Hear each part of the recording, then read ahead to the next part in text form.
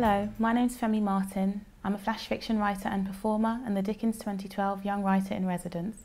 I'm going to be reading an extract from Vanessa Diffenbaugh's The Language of Flowers.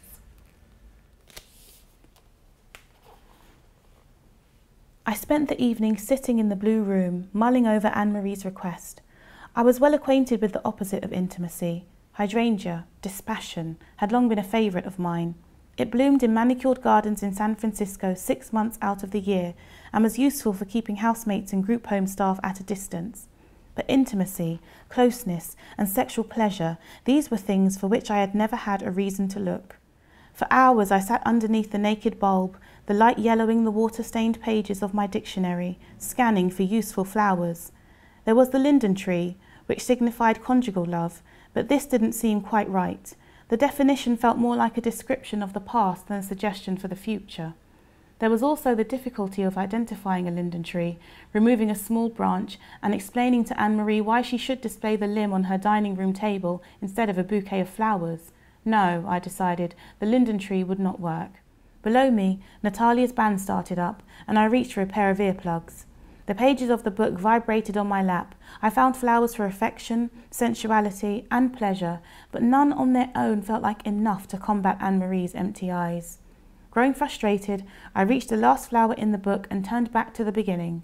Grant would know, I thought, but I couldn't ask him. The asking alone would be too intimate. As I searched, it occurred to me that if I couldn't find the right flowers, I could give Anne-Marie a bouquet of something bold and bright and lie about its meaning. It wasn't as if the flowers themselves held within them the ability to bring an abstract definition into physical reality.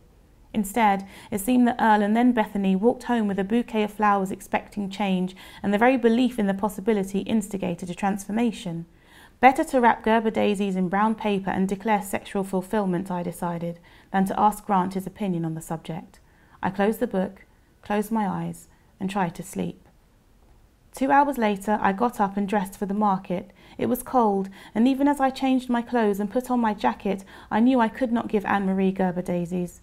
I had been loyal to nothing except the language of flowers. If I started lying about it, there would be nothing left in my life that was beautiful or true. I hurried out the door and jogged down 12 cold blocks, hoping to beat Renata.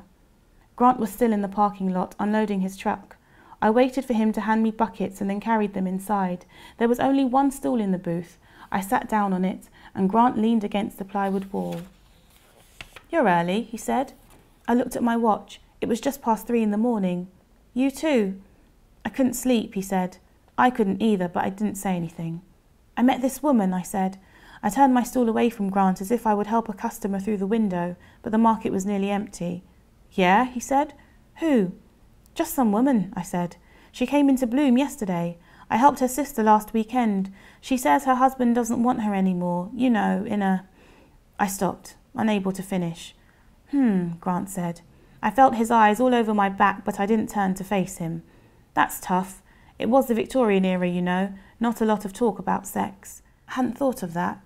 We watched the market begin to fill in silence. Renata would come through the door any minute, and I would think of nothing but someone else's wedding flowers for hours. "Desire," Grant said finally. "I would go with desire. I think that's as close as you'll get."